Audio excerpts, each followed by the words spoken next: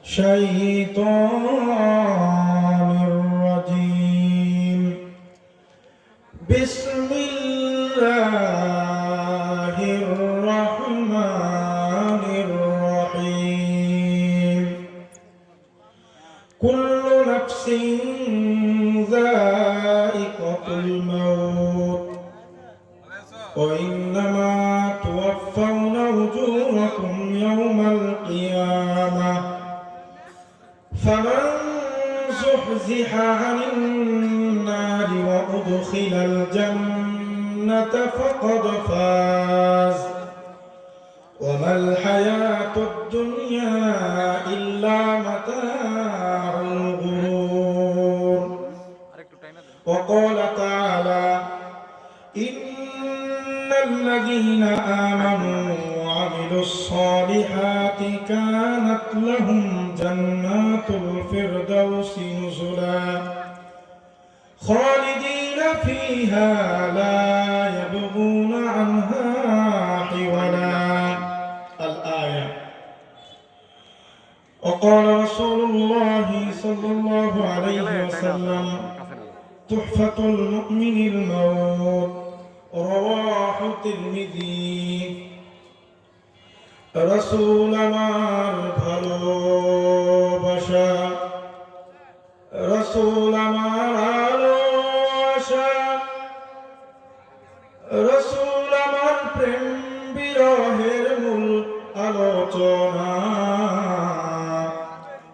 রসুল আমার কাজে কর্মে অনুপ্রেরণা। আলহামদুলিল্লাহ, গাঁওয়ের খামার জান্নাতুল বাকি কবরস্থানের উন্নয়ন কল্পে তাফসিরুল কোরআন মাহফিলের সম্মানিত সভাপতি, প্রধান অতিথি, বিশেষ অতিথি, উপস্থিত আমার মাথার তাজ সমতুল্য সম্মানিত প্রধান আলোচক, দ্বিতীয় আলোচক এবং আমার সামনে উপবিষ্ট কচিকাঁচা বাচ্চারা, আমার বাবার বয়সী মুরব্বীরা এবং আমার সমবয়সী বন্ধুরা, আরো রয়েছেন পর্দার অন্তরালে সতী সাধবী আমার মা ও বোনেরা, সকলের প্রতি জানাই আন্তরিক মুবারকবাদ। সম্মানিত উপস্থিতি, আমরা এমন একটা মজলিসে বসেছি, হাদিস শাস্ত্রের অনবদ্য কিতাব মুসনাদ আহমদ শরীফের দ্বিতীয় খণ্ডের 620 পৃষ্ঠার একদম শেষের দিকে হযরত আবু দারদা রাদিয়াল্লাহু তাআলা আনহু থেকে বর্ণিত একটি হাদিস। রাসূলুল্লাহ সাল্লাল্লাহু আলাইহি ওয়াসাল্লাম বলেন, কোন কুরআনুল কারীমের মাহফিলে অথবা এমন কোন মজলিস যেখানে আল্লাহ তাআলার বরকতের আলোচনা করা হয়, সেই মজলিসে যেসব মানুষ বসবে আল্লাহ পাক রব্বুল আলামিন তার পূর্বের সমস্ত সগীরা গুনাহ মাফ করে দেয়। জোরে বলি সুবহানাল্লাহ। শুধু তাই না, যারা এই মজলিসের মধ্যে বসবেন, রাসূলুল্লাহ সাল্লাল্লাহু আলাইহি ওয়াসাল্লাম বলেন, তাদের পূর্বপুরুষ যারা কবরে চলে গেছে কমপক্ষে 40 দিনের কবর আযাব মাফ করে দেয়। জোরে বলি সুবহানাল্লাহ। তো সম্মানিত উপস্থিতি, তো আমরা এমন একটা মজলিসে বসেছি যার বর্ণনা করে শেষ করবার মতো না, এরকম একটা মজলিসের মধ্যে আমরা বসেছি। তো আমরা যে উদ্দেশ্যে এই মাহফিল শুনবার জন্য এসেছি, আমরা যে কতজন মানুষ এখানে বসেছি, এর চাইতে অধিক মানুষ বাহিরে দোকানপাটে বসে আছে। তাদের প্রতি আমার উদাত্ত আহ্বান, আপনারা দোকানপাটে বসে না থেকে যে উদ্দেশ্যে এসেছেন, আপনারা দয়া করে মাহফিল প্যান্ডেলে বসে যায়। তো সম্মানিত উপস্থিতি, আমি পবিত্র কালামুল্লাহ শরীফের সূরাত আলে ইমরানের 185 নম্বর আয়াতটি তেলাওয়াত করেছি এবং সূরাতুল কাহফের 107 নম্বর আয়াত আমি আপনাদের সম্মুখে তেলাওয়াত করেছি। আমার যতটুকু সময়ের মধ্যে আপনাদের সম্মুখে আল্লাহ পাক রব্বুল আলামিন যদি আমার কলিজার মধ্যে কিছু কথা ঢেলে দেন, আমি কোরআন ও হাদিসের পরিভাষা আমি আপনাদেরকে শোনাবার চেষ্টা করব ইনশাআল্লাহ। তো বন্ধুগণ আমার, আমরা দুনিয়াতে এসেছি, আল্লাহ তাআলা আমাদেরকে দুনিয়ার মধ্যে প্রেরণ করেছেন। আমরা দুনিয়াতে আসব এবং দুনিয়া থেকে চলে যাব। এই দুনিয়াতে এসে ছোট থেকে বড় হব, তারপর চলে যাব, এরকম না। আল্লাহ পাক রব্বুল আলামিন বান্দাদেরকে দুনিয়াতে পাঠিয়ে দিয়েছেন, শুধু দুনিয়ার বুকে আসবেন খেল তামাশার বিষয়বস্তু করে আল্লাহ তাআলা আমাদেরকে পাঠিয়ে দেন নাই। আল্লাহ পাক রব্বুল আলামিন এই দুনিয়াতে মানুষদেরকে কিছু কাজ দিয়ে পাঠিয়েছেন। আমরা যেমন মনে করতেছি দুনিয়াতে আসব, কিভাবে রোজগার করব, কামাই করব, অর্থ করি জমা করব, ভালো বাড়ি করব, অট্টালিকা তৈরি করব, ব্যাংক ব্যালেন্স করব, গাড়ি করব, বাড়ি করব, শুধুমাত্র আল্লাহ তাআলা এই কারণে আমাদেরকে দুনিয়ার মধ্যে প্রেরণ করেন নাই। আল্লাহ পাক রব্বুল আলামিন সূরা আয-যারিয়াতের 56 নম্বর আয়াতের মধ্যে ঘোষণা করে দেন, ওয়া খালাকতুল জিন্না ওয়াল ইনসা ইল্লা লিয়াবুদুন। আল্লাহ পাক রব্বুল আলামিন সূরা আয-যারিয়াতের 56 নম্বর আয়াতের মধ্যে ঘোষণা করে দেন, বান্দা তোমাকে দুনিয়াতে খেল তামাশার জন্য আমি তৈরি করি নাই। তুমি দুনিয়ার বুকে আসবে, খেল তামাশা করবে, দুনিয়া থেকে বিদায় নিয়ে চলে যাবে, শুধুমাত্র এই জন্য আমি তোমাকে তৈরি করি নাই। বান্দা তোমাকে যে উদ্দেশ্য নিয়ে তৈরি করেছি, সে উদ্দেশ্য আল্লাহ তাআলা বলেন, ওয়া খালাকতুল জিন্না ওয়াল ইনসা ইল্লা লিয়াবুদুন। আল্লাহ তাআলা বলেন, তোমাকে এই দুনিয়াতে আমি পাঠিয়ে দিয়েছি শুধুমাত্র কেবলমাত্র আমি রব্বুল আলামিনের ইবাদত করবার জন্য। তো আমাদেরকে দুনিয়াতে আল্লাহ তাআলা পাঠাইছেন কি জন্য? আল্লাহ তাআলার ইবাদত করবার জন্য। তো আল্লাহ তাআলা আমাদের জন্য কেমন দয়ার আল্লাহ, আমাদেরকে কত মহব্বত করেন, কত ভালোবাসেন। আল্লাহ পাক রব্বুল আলামিন আমাদেরকে দুনিয়াতে পাঠিয়ে যখন দিয়েছেন, আমরা যখন শিশু অবস্থায় দুনিয়াতে এসেছি, মায়ের উদর থেকে ভূমিষ্ঠ হয়েছি, আমরা যখন মায়ের উদর থেকে দুনিয়াতে এসেছি, আমাদের জবান থেকে কোনো কথা বের হতো না। আমরা যদি চেষ্টা করতাম, কোনো আবেগ আমরা মুখ দিয়ে প্রকাশ করার মতো কোনো ভাষা আমরা বলতে পারতাম না। আমাদের কথা বলার মতো কোনো শক্তি তখন ছিল না। আমাদের ক্ষুধা লাগলেও বলতে পারি না, আমরা কোনোভাবে ব্যথা পেলেও বলতে পারতাম না, আমাদেরকে কোনো পোকামাকড় কামড় দিলেও বলার মতো কোনো ভাষা আমাদের জানা ছিল না। আমাদেরকে আল্লাহ পাক রব্বুল আলামিন শিশুবেলা থেকেই পরম যত্নে বড় করে দুনিয়াতে আমাদেরকে লালন পালন করেন।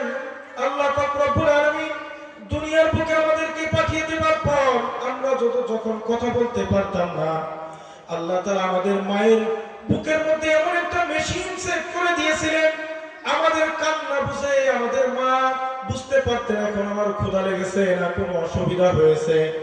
তো এত কিছু করবার পর আমার বয়স যখন আস্তে আস্তে বাড়তে লাগলো, মায়ের বুকের দুধ খেয়ে আমার বেঁচে থাকতে কষ্ট হচ্ছিল, আমার ক্ষুধা নিবারণ হচ্ছিল না।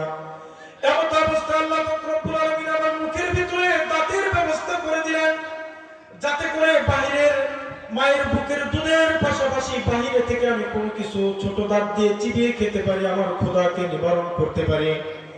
তারপর যখন আমার পরিপূর্ণ দাঁত হয়ে গেল, মায়ের বুকের দুধকে আল্লাহ তাআলা নিষেধ করে দিলেন, মায়ের বুকের দুধ তোমার জন্য এখন নিষেধ করে দেওয়া হলো, তোমার আর এই দুধ খাওয়া যাবে না।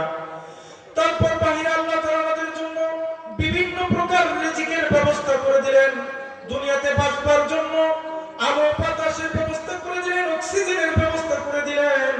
এত সব ব্যবস্থা করবার পর মানুষ যখন আল্লাহ তাআলাকে ভুলে যায়, আল্লাহর দেয়া বিধান অনুযায়ী নিজের জিন্দেগি বাস্তবায়ন করে না, শয়তানের পথ মত অনুসরণ করে যখন দুনিয়াতে চলতে থাকে, আল্লাহ তাআলা আক্ষেপ করে বলেন, ইয়া আইয়ুহাল ইনসানু মা গররাকা বিরাব্বিকাল কারীম। আল্লাহ পাক রব্বুল আলামিন বলেন, ও বান্দা, তোমার শিশুকাল থেকে নিয়ে এই পর্যন্ত তোমাকে আমি সযত্নে লালন পালন করে এত বড় করেছি, আর আজকে তোমাকে ইয়া আইয়ুহাল ইনসান, হে মানব সকল, ইয়া আইয়ুহাল ইনসান মা গাররাকা বিরাব্বিকাল কারীম, ও বান্দা তোমাকে এত লালন পালন করলাম যত্ন করে, তারপর তোমাকে ইয়া আইয়ুহাল ইনসান, হে মানব সকল, মা গাররাকা বিরাব্বিকাল কারীম, আমার থেকে তোমাকে কি এমন বস্তু, কোন মানুষ বা কোন বস্তু, জিন বা কোন দানব আমার থেকে তোমাকে ভুলায় রাখছে। আল্লাহ তাআলা আক্ষেপ করে বলেন, তোমাকে এই আমার থেকে কিসে ভুলায় রাখলো বুঝলাম না, এত যত্ন করে তোমাকে তৈরি করলাম, কিন্তু তুমি কি পাইলা যে ভুলে গেছো আমাকে। আল্লাহ পাক রব্বুল আলামিন এই দুনিয়াতে আমাদেরকে শুধু পাঠিয়ে দিয়েছেন, কাজ দিয়েছেন ইবাদত বন্দেগী করব একমাত্র রবের, এই রবের ইবাদত করব শুধুমাত্র, এই কথা পর্যন্তই না। আল্লাহ পাক রব্বুল আলামিন সূরাতুল হুদের 6 নম্বর আয়াতের মধ্যে আল্লাহ তাআলা বলতেছেন, ওয়া মা মিন দাব্বাতিন ফিল আরদি ইল্লা আলাল্লাহি রিজকুহা ওয়া মুস্তাওদাহা। আল্লাহ পাক রব্বুল আলামিন সূরাতুল হুদের 6 নম্বর আয়াতের মধ্যে বলতেছেন, ও বান্দা তোমরা মনে করছো তোমরা নিজেরা রোজগার করো, নিজেরা তোমাদের রিজিকের আহরণ করো, তোমরা নিজেরাই যোগান দাও না, এসব তোমরা মনে করো না, এটা তোমাদের ভুল ধারণা। আল্লাহ পাক বলেন, ওয়া মিন দাব্বাতিন ফিল আরদি ইল্লা আলাল্লাহি রিজকুহা ওয়া ইয়ালামু মুস্তাকাররাহা ওয়া মুস্তাওদাহা কুল্লুন ফি কিতাবিন মুবিন। আল্লাহ তাআলা বলেন, জমিনের মধ্যে শুধু মানুষ নাই, এমন কোন প্রাণী নাই, এমন কোন জীব নাই, ওমা মিন দাব্বাতিন ফিল আরদি, জমিনের মধ্যে এমন কোন জীব নাই, ফিল আরদি ইল্লা আলাল্লাহি রিজকুহা, সমস্ত জীব পশু পাখি প্রাণী যত জীব নামে যা কিছু আছে সমস্ত কিছুর রিজিকের ব্যবস্থা একমাত্র আমি রব্বুল আলামিনের হাতে। জোরে বলি সুবহানাল্লাহ। শুধু তাই নয়, আল্লাহ তাআলা বলেন, ওয়া ইয়ালামু মুস্তাকাররাহা ওয়া মুস্তাওদাহা, শুধু তোমাদের রিজিকের ব্যবস্থা চাবিকাঠি কল কাঠি আমার কাছে না, শুধু এতটুকুই না, ওয়া ইয়ালামু মুস্তাকাররাহা, তোমার বর্তমান অবস্থান কোথায়, ওয়া মুস্তাওদাহা, তোমার বর্তমান অবস্থান কোথায় এবং পরবর্তীতে তোমার অবস্থান কোথায় হবে সেই সব আমি রব্বুল আলামিন জানি। আল্লাহ পাক রব্বুল আলামিন আমাদের বর্তমান এবং ভবিষ্যতে আমাদের অবস্থান কোথায় হবে, আমরা কোথায় থাকবো সেসব কিছুই কে জানেন? আল্লাহ পাক জানেন। আমাদের অবস্থান সম্পর্কে কে জানেন? আল্লাহ পাক রব্বুল আলামিন জানেন। বন্ধুগণ আমার, আমরা দুনিয়াতে আসলাম, আল্লাহ তাআলা আমাদেরকে আসার উদ্দেশ্য বলে দিলেন সূরাতুজ জারিয়াতের মধ্যে। আমরা দুনিয়াতে এসে আমাদেরকে কি করতে হবে? আল্লাহর ইবাদত করতে হবে। কার ইবাদত করতে হবে? একমাত্র রবের ইবাদত করতে হবে। তো দুনিয়াতে আসার পর আল্লাহ তাআলা আমাদেরকে জানিয়ে দিলেন যে আমার ইবাদত করা লাগবে। এখন আমরা ইবাদত করব কার জন্য? আমার জীবন কার, মরণ কার, সবকিছু কার জন্য? সব একমাত্র রব্বুল আলামিনের জন্য। আল্লাহ পাক রব্বুল আলামিন সূরাতুল আনআমের 162 নম্বর আয়াতের মধ্যে ঘোষণা করে দেন, কুল ইন্না সালাতি ওয়া নুসুকি ওয়া মাহইয়ায়া ওয়া মামাতি লিল্লাহি রাব্বিল আলামিন। আল্লাহ পাক রব্বুল আলামিন বলেন, আমাদের রাসূল সাল্লাল্লাহু আলাইহি ওয়াসাল্লামকে ডাক দিয়ে বলেন, কুল, বলুন হে নবী আপনি তাদেরকে বলে দিন, কুল ইন্না সালাতি ওয়া নুসুকি ওয়া মাহইয়ায়া ওয়া মামাতি লিল্লাহি রাব্বিল আলামিন।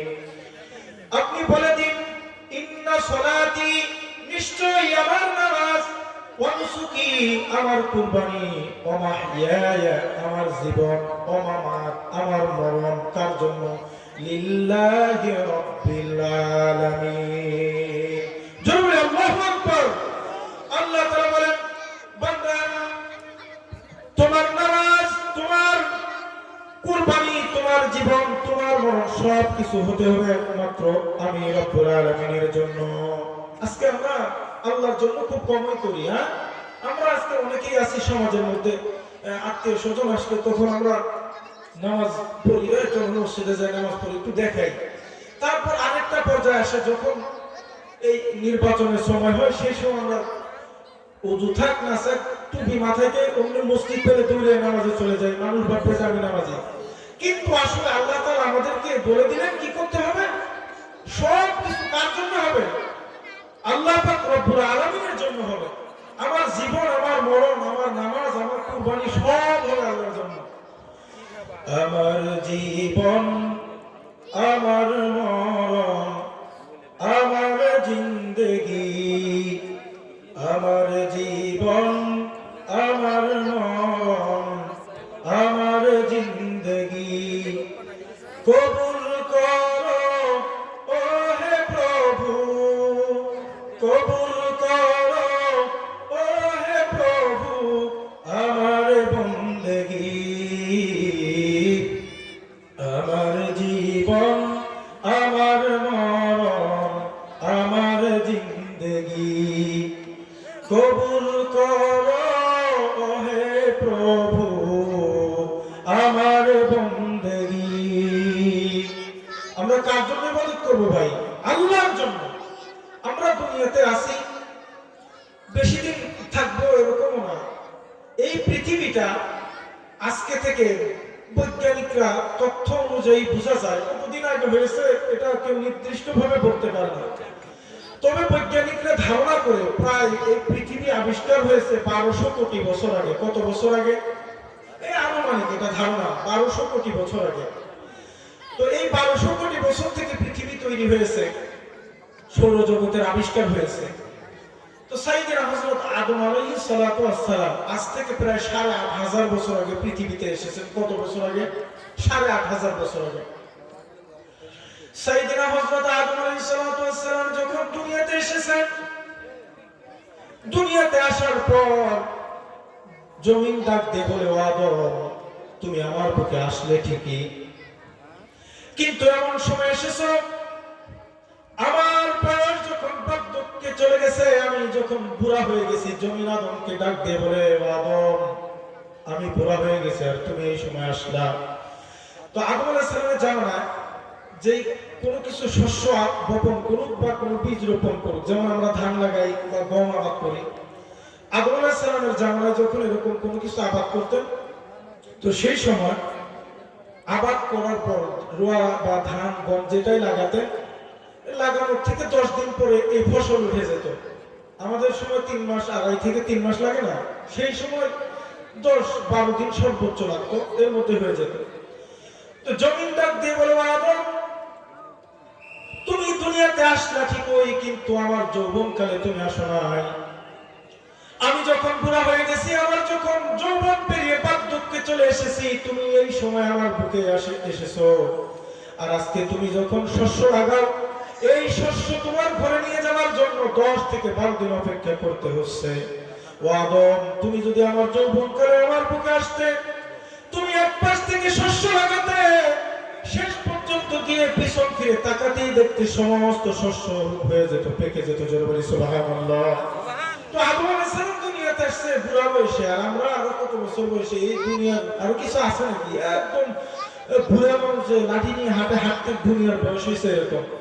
তো সম্মানিত উপস্থিতি, আমাদের সব সময় একটা জিনিস খেয়াল রাখতে হবে, আমাদের রবের স্মরণ রাখতে হবে দিলে। তার স্মরণ রাখতে হবে, আল্লাহ তাআলার স্মরণ আমাদের দিলে রাখতে হবে। তো আমরা অনেকেই অনেক সময় দেখা যায় আমরা জিকির করি না, লা ইলাহা ইল্লাল্লাহ বলি না। তো আমরা জিকির করি কিভাবে? আমরা জিকিরের অর্থই বুঝি না। একসময় জিকির করতে থাকি, লা ইলাহা ইল্লাল্লাহ করতে থাকি, খেতে কাজ করতেছি, মানুষের আইল কাটতেছি, লা ইলাহা বলতেছি আর কি করতেছি, মানুষের আইল কাটতেছি। আসলে এটা কি জিকির? জিকির কথার অর্থই আমরা বুঝি না। জিকির অর্থ কি? স্মরণ করা। কি করা? স্মরণ করা। এই আল্লাহ তাআলার স্মরণ। এখন এই জিকিরটা আমি কখন করব, কিভাবে করব? এখন আমার হুকুম হচ্ছে যে আমি ব্যবসা করি, আমার ওজনে কম দেওয়া যাবে না। এটা কার হুকুম? বিধান কার? আল্লাহর বিধান। তো এই সময় যদি আমি ওজনে কম না দেই, এটা স্মরণ হলো কার কথা স্মরণ হয়েছে? আল্লাহর কথা স্মরণ হয়েছে।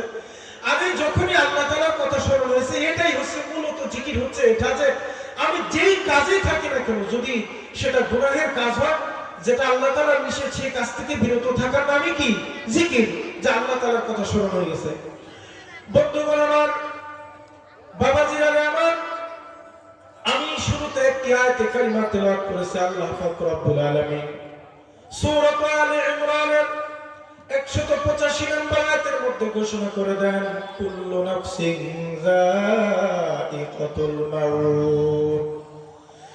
তো আমরা দুনিয়াতে আসি, আমরা কি আসলে চিরস্থায়ী? আমরা চিরস্থায়ী না। আমরা এই দুনিয়ার কিছু সময় আমরা দুনিয়ার জন্য এসেছি, আর কিছুদিন পর আবার চলে যেতে হবে। আমরা দুনিয়াতে চিরকাল থাকতে পারবো না। এই দুনিয়া থেকে আমাদেরকে একটা নির্দিষ্ট সময়ে দুনিয়া থেকে আমাদেরকে বিদায় নিয়ে উপরে চলে যেতে হবে। তো আল্লাহ পাক রব্বুল আলামিন সেই ঘোষণাটি সূরা আলে ইমরানের 185 নম্বর আয়াতের মধ্যে ঘোষণা করে বলে দেন, কুল্লু নাফসিন যায়িকাতুল মাউত। আল্লাহ তাআলা বলেন, যার মধ্যে প্রাণের সঞ্চার আছে, যার মধ্যে জীবন আছে, যাকে আমরা জীব বলে ধারণা করি, যাকে জীব মনে করি, আল্লাহ তাআলা বলেন কুল্লু নাফসিন, প্রত্যেকটা আত্মা, প্রত্যেকটা জীব, নাফসিন যায়িকাতুল মাউত, প্রত্যেকটা আত্মা এক সময় মৃত্যুর দিকে ঝুঁকে পড়বে। প্রত্যেকটা জীবই মৃত্যুর কোলে ঢলে পড়বে। তো আমরা এই দুনিয়াতে আসি, এক সময় আমাদেরকে মরে যেতে হবে। তো আমরা এই কথাটার উপরে, এই কুল্লু নাফসিন যায়িকাতুল মাউত, এই কথার উপরে পৃথিবীতে এমন কোন ধর্ম নাই, এমন কোন বর্ণ নাই, এমন কোন জাতি নাই, সমস্ত জাতি ধর্ম বর্ণ নির্বিশেষে এই আয়াতের উপরে ঈমান আছে। সবার কি আছে? এই আয়াতের উপর ঈমান আছে। খ্রিস্টানরাও জানে করতে হবে, ইহুদি বৌদ্ধ যারাই আছে সবাই এই আয়াতের প্রতি বিশ্বাস স্থাপন করে আমাদেরকে মৃত্যুবরণ করতে হবে। তো আল্লাহ পাক রব্বুল আলামিন এই আয়াতের পরবর্তী অংশে বলতেছেন, কুল্লু নাফসিন যায়িকাতুল মাউত ওয়া ইন্নামা তুওয়াফাউনা উজুরাকুম ইয়াওমাল কিয়ামাহ। আল্লাহ পাক রব্বুল আলামিন বলেন, কিয়ামতের দিবসে তোমরা যে সৎকর্মগুলো করেছো, তোমরা যে নেক কাজগুলো করেছো, সেসব কাজের বদলা হিসেবে আল্লাহ পাক রব্বুল আলামিন কিয়ামতের দিন তোমাদের জাযা দিয়ে দিবে। জরুরি সুবহানাল্লাহ।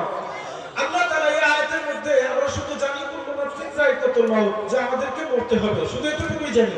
এরপরে আল্লাহ তাআলা কিছু ঘোষণা আমাদেরকে জানিয়ে দিয়েছেন, ওয়া ইন্নামা তুওয়াফাউনা উজুরাকুম ইয়াওমাল কিয়ামাহ ফামান যুহজিহা আনিন-নারি ওয়া উদখিলাল জান্নাতা ফাকাদ ফাজ ওয়া মাল হায়াতুদ দুনিয়া ইল্লা মাতাউল গুরুর।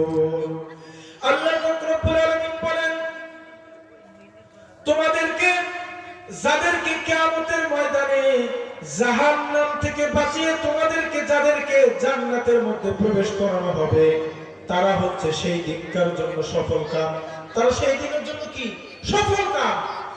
আল্লাহ রব্বুল আলামিন তার পরবর্তীতে বলতেছেন, সুন্দর করে বুঝিয়ে আল্লাহ তাআলা বলতেছেন যে তোমাদের মধ্যে যাদের প্রাণ আছে, যারা জীবন ধারণ করে বেঁচে আছে, তাদেরকে মরতে হবে, এটা নিশ্চিত তোমরা জেনে থাকো।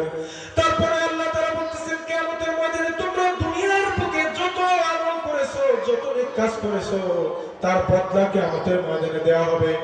আল্লাহ পাক রব্বুল আলামিন তারপর বলেন যে, তো বান্দা, তোমরা দুনিয়াতে যা কিছু করবে তোমাদের সমস্ত বদলা কিয়ামতের দিন দিয়ে দেওয়া হবে। শুধু তাই না, যাদেরকে বদলা দিয়ে জাহান্নামের আগুন থেকে বাঁচিয়ে জান্নাতের মেহমান করা হবে, তারা হবে সেদিনকার জন্য সফল কাম।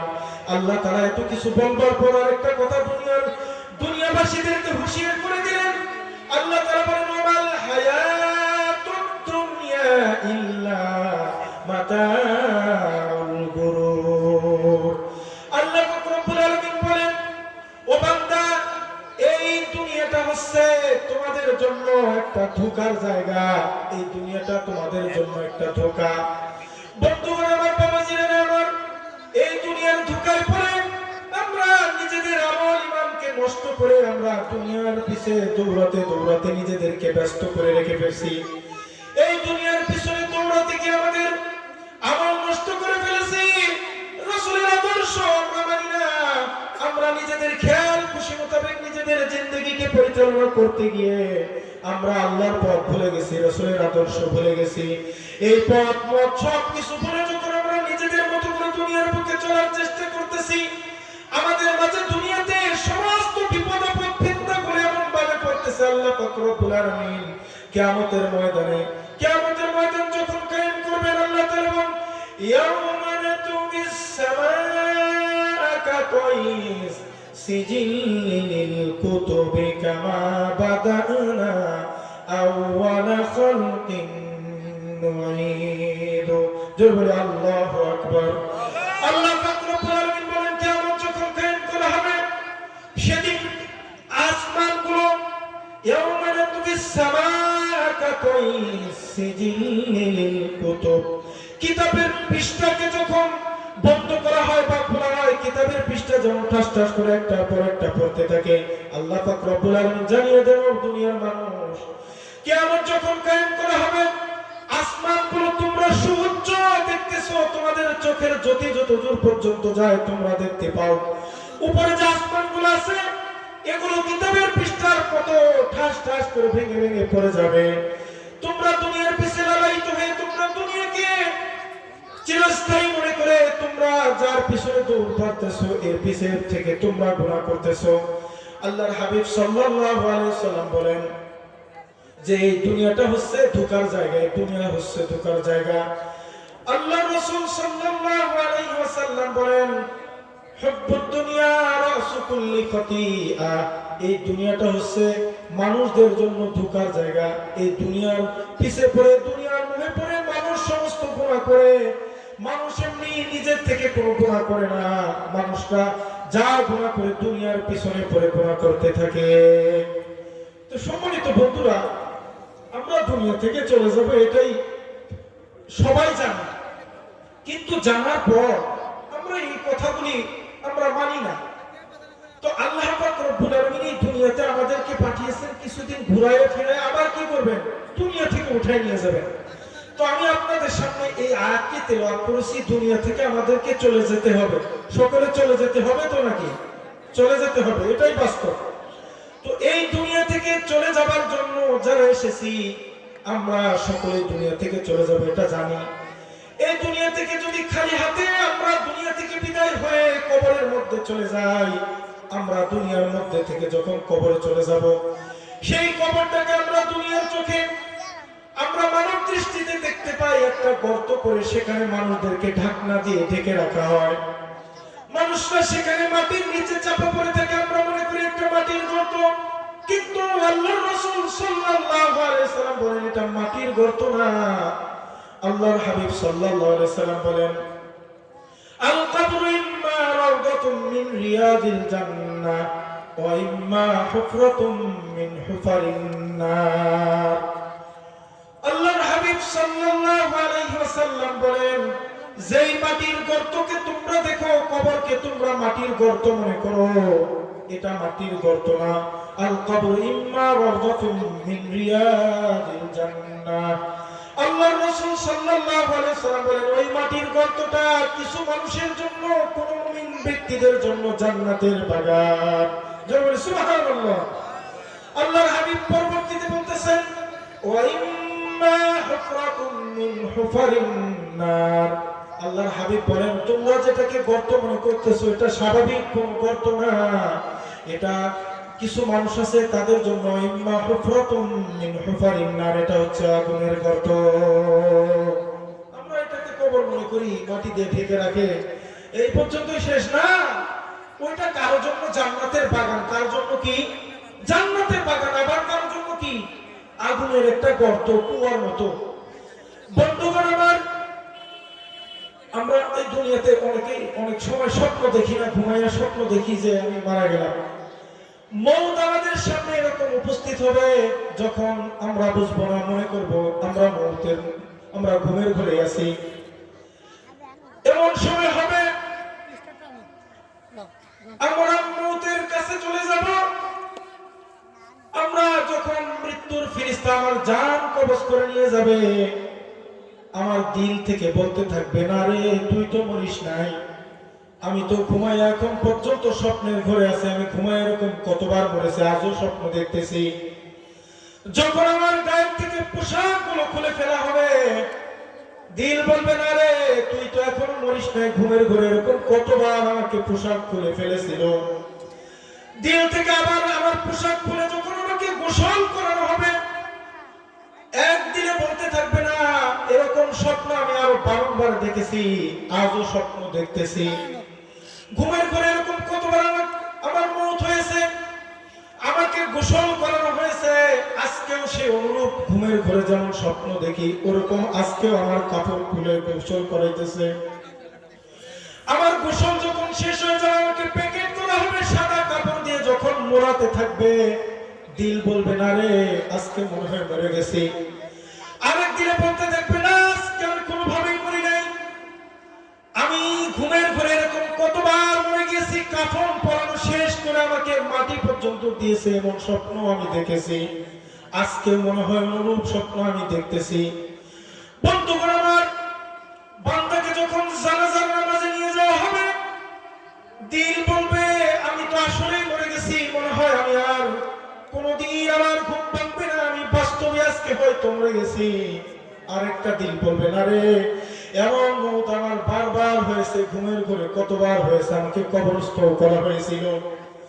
জানাজা শেষে যখন কবরের দিকে নিয়ে যাওয়া হবে, বান্দা ঘুমের ঘরের কথা মনে করবে, বলতে থাকবে, আমি এরকম কতবার মৌতের ঘরে চলে গিয়েছিলাম ঘুমায়ে, আজকেও তার অনুরূপ প্রতিফলন করতেছে, আমি এখন ঘুমের ঘরে। যখন কবরের মধ্যে নামিয়ে দেওয়া হবে, বান্দা আবার একটু মোটামুটি টেনশনের মধ্যে পড়ে যাবে, হারে আমি বুঝি আজকে বাস্তবে মরে গেলাম। আরেকটা দিন বলতে থাকবে, না তুমি এখন মরো নাই, এরকম কবর আমাকে আরো কয়েকবার ঘুমের ঘরে দেওয়া হয়েছে। বন্ধুগণ আমার, যখন তাকে মাটি দিয়ে উপর থেকে মানুষ চলে যাবে, কবর দিয়ে চলে যাবে, মুনকার নাকির যখন সামনে এসে যাবে, ওই বান্দা তখন বুঝবে, না রে আমি আর ঘুমের ঘরে নাই, আজকে আমি বাস্তবিক ওই কবরের মধ্যে চলে গেছি।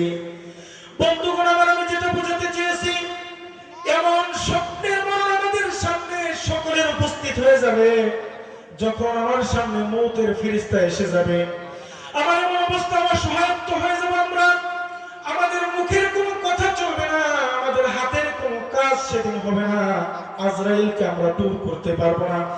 সেদিন যদি আমাদের ঈমান আমলের অবস্থা যদি ভালো হয়ে থাকে, তো আল্লাহর রাসূল সাল্লাল্লাহু আলাইহি ওয়াসাল্লাম বলেন, মুমিন বান্দার কাছে যখন ফেরেশতা মালাকুল মাউত জান কবজ করবার জন্য এসে যাবে, আসার পর যখন জান কবজ করবার চেষ্টা করতে থাকবে, মুমিনের জান রূহ বের হতে যাবে না, মুমিনের রূহ দৌড়াদৌড়ি করবে, বের হতে যাবে না, এরকম একটা পরিস্থিতি। আজরাইল আলাইহিস সালাতু ওয়াস সালাম আল্লাহ তাআলাকে ডেকে বলবে, ও আমার রব, এমন মানুষের জান আমি কবজ করতে গেলাম, জান তো রূহ তো বের হচ্ছে না। আল্লাহ তাআলা বলবে, ও আজরাইল, তুমি জান্নাত থেকে একটা আপেল নিয়ে যাও, একটা ফল নিয়ে ওই বান্দার সামনে ধরো, আমার নাম লিখে। আল্লাহ তাআলার নাম দেখে ওই মুমিন বান্দার রূহ এমন ভাবে বেরিয়ে যাবে, শিশু যখন মায়ের কোলে বসে দুগ্ধ পান করতে করতে ঘুমায় যায়, মুমিনের মৃত্যু এত সুন্দর করে হবে, মুমিন বুঝতেই পারবে না তার মওত হয়ে গেছে। আবার যখন এমন কঠিন বদ্ধ মানুষের মওত যখন আসবে, এমন অবস্থায় সেই এত কঠিন মওত তার হবে, আজরাইল আমিনকে দেখে এমন পরিস্থিতি হবে, এই দুনিয়াতে দেখবেন কিছু মানুষের মওতের সময় কাপড় নষ্ট করে ফেলে, পায়খানা পেশাব করে ফেলে না, আজরাইলকে দেখে তার রূহ দৌড়াতে থাকবে, বেরোতে যাবে না, এরকম ভাবে তার রূহ দৌড়াদৌড়ি করতে থাকবে। আজরাইল আমিন একটা মিনিট একটা সেকেন্ড সময় দিবে না। আল্লাহ পাক রব্বুল আলামিন বলেন, ফাইদা জাআ আজালুহুম লা ইস্তাখিরুনা সাআতান ওয়া লা ইস্তাকদিমুন। আল্লাহ পাক রব্বুল আলামিন বলেন, মওত যখন চলে আসবে, তার ফায়দা জাআ আজালুহুম লা ইস্তাখিরুনা ইয়াস্তাখিরুনা সাআতাও ওয়া লা ইস্তাকদিমুন, তার এক সেকেন্ড এদিকও হবে না সেদিকও হবে না, যথাসময়ে মৃত্যু হয়ে যাবে, যথাসময়ে মৃত্যু হয়ে যাবে। তো বৎকারের রূহ যখন বেরোতে চাইবে না, এরকম অবস্থায় আজরাইল আমিন তার কঠিন থাবানের রূহ কেমন জোরে বের করে ফেলবেন, তার মৌতের কষ্ট কেমন হবে। কিতাবের মধ্যে মুফাসসিরিনে কেরাম লিখেন, একটা জীবন্ত খাসি বা বকরিকে যদি জীবন্ত অবস্থায় গাছের মধ্যে ঝুলিয়ে তার থেকে চামড়াগুলো ছিঁড়ে ফেলা হয়, একজন বৎকারের মৌত তার চাইতে কঠিন আকারে এত ভয়াবহ কষ্ট হবে। তো আমরা দুনিয়ার মধ্যে আসছি ভাই, অল্প কিছুদিন দুনিয়াতে থাকবো, দুনিয়া থেকে চলে যাব, আমাদের মৌতের কি কষ্ট হোক আমরা কি সকলে এটা চাই না? কেউ তো চাই না। আমাদের মৌতটা খুব সুন্দর হোক, আমরা এটাই চাই না? তো এই জন্য আমাদের কিছু কাজ করতে হবে, এই জন্য আমাদেরকে কি করতে হবে? অল্প কিছু কাজ করতে হবে। আমরা সেই কাজগুলি করবো তো ইনশাআল্লাহ।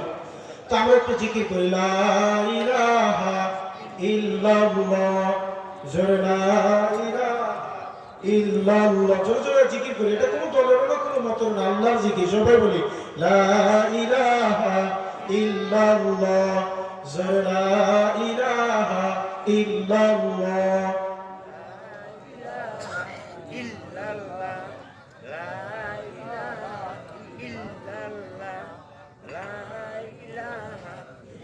لا إله إلا الله لا إله إلا الله محمد رسول الله। সকলে বলি সাল্লাল্লাহু আলাইহি ওয়াসাল্লাম। বন্ধুগণ আমার, বোঝাতে চেয়েছিলাম মৌতের সময় মানুষের কিছু মানুষ আছে তাদের কষ্ট হবে, আবার কিছু মানুষ আছে তাদের জীবনটা এমন ভাবে বেরিয়ে যাবে। মায়ের কোলে শিশু যেমন দুধ পান করতে করতে আস্তে করে ঘুমায় যায়, বুঝবার কোনো বুদ্ধি থাকে না, মুমিনের মৌত এমন ভাবে হবে। তো সেই মুমিন হতে গেলে আমাদেরকে কি করতে হবে? আল্লাহ পাক রব্বুল আলামিন সূরাতুল কাহফের ৭ নম্বর আয়াতের মধ্যে ঘোষণা করে দেন, ইন্নাল্লাযীনা আমানু ওয়া আমিলুস সালিহাতি কানাত লাহুম জান্নাতুল ফিরদাউসি নুজুলা। আল্লাহ পাক রব্বুল আলামিন বলেন, ইন্নাল্লাযীনা আমানু, নিশ্চয়ই যারা ঈমান এনেছে, যারা মুমিন, যারা বিশ্বাসী, ওয়া আমিলুস সালিহাত, যারা আমি রবের প্রতি বিশ্বাস স্থাপন করেছে, ওয়া আমিলুস সালিহাত, এবং নেক কাজগুলি করতেছে, কানাত লাহুম জান্নাতুল ফিরদাউসি নুজুলা, তাদের জন্য রয়েছে সুসংবাদ জান্নাতুল ফিরদাউসের। জান্নাতুল ফিরদাউসটা কেমন জিনিস, তাতে তারা কতদিন থাকবে, কেমনে থাকবে? আল্লাহ পাক রব্বুল আলামিন বলেন, খালিদিনা ফিহা লা ইয়াবগুনা আনহা হিওয়ালা। আল্লাহ তাআলা বলেন, এই জান্নাতুল ফিরদাউস কেমন জান্নাতুল ফিরদাউস? এই জান্নাতুল ফিরদাউসে যে মানুষ ঢুকবে সেখানে তারা চিরস্থায়ী হবে, সেখান থেকে তাকে আর কখনো বের করা হবে না, সেটা হবে তার স্থায়ী আবাস, সেখান থেকে তাকে আর কখনো বের করা হবে না। বন্ধুগণ আমার, আমরা যে কথাটি আমি যেটা বুঝাতে চেয়েছিলাম, এই দুনিয়াতে আমরা দুনিয়ার মোহে পড়ে সেই চিরস্থায়ী জান্নাতকে ভুলে গিয়ে, রাসূলকে ভুলে গিয়ে, রাসূলের আদর্শকে ভুলে গিয়ে আমরা নিজেদের মত মতো জিন্দেগি পরিচালনা করতেছি। রাসূলের আদর্শ পাওয়ার কারণে মক্কার টপ টেরার সন্ত্রাসী হযরত ওমর রাদিয়াল্লাহু তাআলা আনহু, যেই রাসূলের আদর্শ মানবার কারণে আল্লাহ তাআলার এমন প্রিয় পাত্র বনে গেছেন দুনিয়াতে, ওমরের জীবন দশা আল্লাহ রাসূল সাল্লাল্লাহু আলাইহি ওয়াসাল্লাম ঘোষণা করে দেন, ওমর, আল্লাহ তাআলা তোমাকে জান্নাতি বলে ঘোষণা করেছেন। জোরে বলি সুবহানাল্লাহ। যে ওমর ছিল মক্কার টপ টেরার সন্ত্রাসী, মক্কার সন্ত্রাসদের মধ্যে সবার লিডার ছিল ওমর, এর চাইতে বড় সন্ত্রাস আর কেউ ছিল না, যার নাম শুনলে মানুষ ভয় পেয়ে যেত। ওমর রাদিয়াল্লাহু আনহু কেমন সন্ত্রাস ছিল, কেমন বড় গুন্ডা ছিল। সেই সময় মক্কার লোকেরা, আমরা মানুষদেরকে এই এমন পরিবর্তন হয়েছে হযরতে ওমর, আমরা মানুষ ছোট শিশুদেরকে খাওয়ানোর সময় বলি, এই তাড়াতাড়ি খাও, ভাগ আসবে, হ্যাঁ সিংহ বেরোবে, এরকম বলে খাওয়াই না। কিন্তু মক্কার মানুষরা বলতো কি, তাড়াতাড়ি খাও, ওমর আসবে, ওমর আসবে, এরকম মানুষ ছিল না। বন্ধুগণ আমার, ওমর এত বড় একজন বিখ্যাত কুখ্যাত সন্ত্রাসী থাকবার পর রাসূলের আদর্শ মানার কারণে এমন মর্যাদা আল্লাহ তাআলা দিয়েছেন। আল্লাহ পাক রব্বুল আলামিন হযরত ওমরকে এমন মর্যাদা দিয়েছেন, মক্কা থেকে প্রায় 80 কিলোমিটার দূরে জিহাদের ময়দানে সাহাবায়ে কেরামরা যুদ্ধের ময়দানে যুদ্ধরত অবস্থায় ছিলেন। হযরত ওমর মক্কার মসজিদে মিম্বরে খুতবা দিতেছিলেন। খুতবা দেওয়া অবস্থায় বলে জোরে জোরে চিৎকার বলতেছে, ও সারিয়া, পাহাড়ের পাদদেশে দেখো তোমার শত্রুরা আছে। এই কাহিনী, এই ঘটনাটা কেউ বুঝলেন না। হযরত ওমর হঠাৎ করে কেন সারিয়াকে খুতবার মাঝখানে ডাকতেছেন? যুদ্ধ শেষ করে সাহাবায়ে কেরামরা যখন মক্কাতে ফিরে আসলেন, আসার পর সাহাবায়ে কেরামরা হযরত সারিয়াকে জিজ্ঞাসা করলেন, ও সারিয়া, হযরত ওমর একদিন খুতবা দেওয়া অবস্থায় তোমাকে জোরে ডাকলেন, আমরা এর অর্থ বুঝতে পারি নাই, কেন ডেকেছিলেন, তুমি কি শুনেছো নাকি? হযরত সারিয়া বলেন, আমি যখন যুদ্ধরত অবস্থায় ছিলাম, পাহাড়ের পাদদেশে কিছু কাফির মুশরিকরা ওট পেতেছিলাম, আমরা যদি সেখানে যেতাম আমরা তাদের কাছে পরাজিত হয়ে যেতাম। কিন্তু এমত অবস্থায় হযরত ওমর ১৭ কিলোমিটার দূর থেকে যখন আমাকে সারিয়া বলে ডেকেছে, আমি তার ডাক স্পষ্ট শুনে সেদিকে তাকায় দেখি কাফির ওট পেতে আছে। সেখান থেকে অন্যদিকে ফিরবার কারণে আমরা সেই যুদ্ধে অংশগ্রহণ করে আমরা বিজয় লাভ করি। বলি সুবহানাল্লাহ। বন্ধুগণ আমার, আজকে আমরা এমন নেতা নির্বাচন করি, আমাদেরকে লুটে পুটে খাবার পর শেষ পর্যন্ত আমাদের হাড্ডি গোশত খাওয়ার প্ল্যান করে বসে থাকে। রাসূলের আদর্শ মানবার কারণে এমন একজন বাদশা দুনিয়াতে এসেছিলেন, এমন বাদশা দুনিয়াতে এসেছিলেন সুলতান মাহমুদ গজনবী রাহমাতুল্লাহি আলাইহি। উনি বাদশা হওয়ার পর ছদ্মবেশে এলাকাতে ঘুরে বেড়ান। একদিন রাত্রিবেলা উনি ছদ্মবেশে ঘুরতেছেন, দেখলেন রাতের অর্ধেক যখন পেরিয়ে গেছে, কিছু চোর বসে পরামর্শ করতেছে কোথায় চুরি করা যায়। সুলতান মাহমুদ গজনবী ডাক দিয়ে বললেন, ও মানুষেরা শোনো, তোমরা সেখানে কি পরামর্শ করছো আমি জানি না, কিন্তু আমি একটা শেষরা চোর, আমি চুরি করবার জন্য রাতের আধারে বেরিয়েছি। ওরাও কিন্তু ছিল চোর। চোরগুলো বলতেছে, ভালোই হলো, আমরাও যেহেতু চোর, তুমিও যেহেতু চোর, তাহলে তো আমরা একত্র হয়ে চুরি করি, একলা একলা আর কি চুরি করবা। সুলতান মাহমুদ তাদের কাছে যখন এগিয়ে গেলেন, সেই চারজন বলতেছিল, আমরা চারজন এমন মানুষ এখানে একত্রিত হয়ে চুরি করতে এসেছি, আমার চারজনের চারটা বড় বড় গুণ আছে। বলে, তোমাদের গুণগুলো কি কি? একজন চোর বলতেছে, কুকুর রাতের বেলা ঘেউ ঘেউ করে কি বলে সেটা আমি বুঝতে পারি। দ্বিতীয় চোর বলতেছে, মানুষরা তাদের সোনা বা গহনা অর্থ করে কোথায় গচ্ছিত রাখে, আমি সেটা গন্ধ সুখে, নাক দিয়ে গন্ধ সুখে বুঝতে পারি। তৃতীয় নম্বর চোর বলতেছেন, যত বড় তালা দিয়ে সেই সিন্দুকটাকে রক্ষিত করা হোক, আমি সেখানে ফুঁক দেবার সাথে সাথে সেই তালা ধ্বংস হয়ে যায়। চতুর্থ নম্বর চোর বলতেছে, আমি আর একটা গুণ আছে আমার মধ্যে, রাত্রিবেলা কোনো মানুষ দেখলে দিনের বেলা বুঝতে পারি, দিনের বেলা দেখেই বুঝে ফেলি এই লোকটা কে ছিল। চারজনের গুণ বর্ণনা করার পর বলতেছে, ও চোরা, তুমি তো সাধারণ শেষরা চোরা, তোমার পরিচয় বলো, তোমার কি গুণ আছে? পঞ্চম নম্বর চোর বলতেছে, আমার মধ্যে একটা গুণ আছে, আমার দাড়িকে যদি ডান দিকে ঘুরাই মানুষ ফাঁসির রশি থেকে মুক্তি পেয়ে যায়, আমার দাড়িকে যদি বাম দিকে ঘুরাই তার ফাঁসি কার্যকর হয়ে যায়। তখন বললেন যে এটি তো বড় একটা গুণ, তাকে নিয়ে আমরা চুরি করি, চলো চুরি শুরু হয়ে গেল। পরামর্শ করবো কোথায় চুরি করবো, বড় সম্রাটের বাড়িতে চুরি করবো, সুলতান মাহমুদের বাড়িতে চুরি করি, চলো রাজা বাদশার বাড়ি অনেক গহনা আছে। তারা চারজন পাঁচজন মিলে যখন চুরি করবার জন্য এগিয়ে গেলেন, কাছে যাবার পর কুকুর যখন ঘেউ ঘেউ করতেছে, যেই ব্যক্তি কুকুরের ঘেউ ঘেউ সময় বুঝে ফেলেন, সে বুঝতে পারছে কুকুর কি বলতেছে। চার পাঁচজনকে বলতেছে, ওই চোরারা সাবধান। কুকুর বলতেছে, বাদশা নামদার এসেছে, দরজাগুলা খুলে দাও। বাদশা বলতেছে, না তুমি কি বলো, বাদশা কোথায়, আমরা তো সবাই চোরা, কুকুর কি বলছে বলছে, আমরা চোরা অগ্রসর হই। দ্বিতীয় ব্যক্তি তার গুণ হিসেবে তিনি বলতেছেন যে অমুক ঘরের অমুক সিন্ধুকের মধ্যে গহনা রাখা আছে, অর্থ করি আছে, সেখানে চলো আমরা চলে যাই।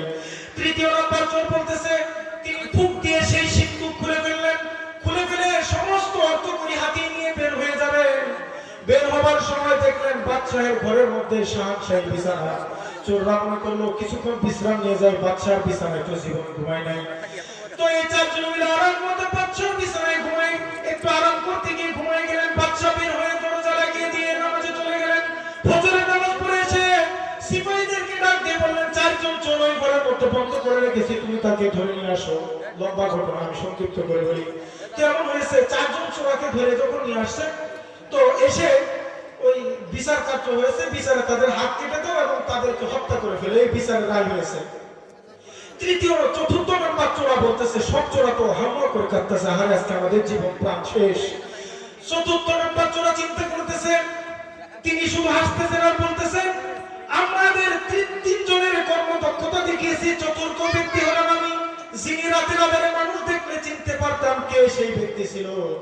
আমি সেই বাদশাহের দিকে তাকিয়ে বলতেছে, আপনি দয়া করে আপনার দাড়িটাকে ডান দিকে ঘুরে আমাদেরকে ফাঁসির কষ্ট থেকে বাঁচিয়ে দেন। বাচ্চা বলল, ওরে বাপরে বাপ, এ তো আসলে মানুষ, তো এই অসীম মানুষ দেখা যায়, সবার গুণ ঠিক আছে।